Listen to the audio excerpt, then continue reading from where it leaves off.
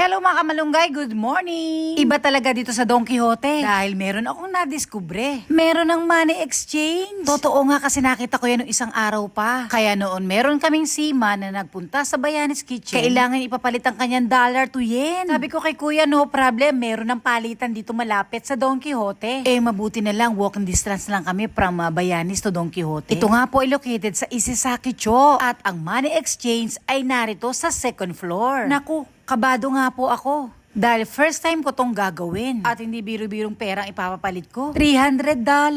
Kaya eto nga pinag-aralan ko kung ano ang unang step. O ayan mga kamalunggay ha, totoo yan, $300 ipapapalit ko ng yen. Ang ginawa ko for sure ay inanap ko na yung English para maintindihan din ninyo. Kapag na-English mode mo na, ay pipindutin mo na itong confirm. Naku, kabado talaga. Pero no problem dahil nasa Don Quixote tayo. Pwede raw gamitin yung QR code. Wala akong QR code, kaya ang pinundot ko ay cancel. At eto nang sumunod na transaksyon. Ilagay na raw ang pera doon sa loob. At pwede hanggang 10 lapad ang ipapalit dito. Kapag nailagay mo na nga ang dollar sa loob, lalabas na ang rate for today.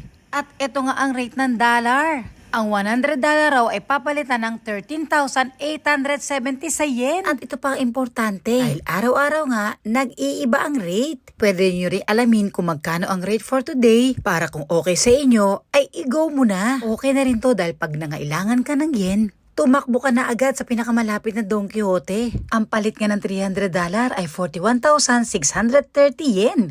Unang lumabas ang resibo. Ang sabi nga sa monitor, wait for a minute at lalabas na raw yung pinapalit naming pera.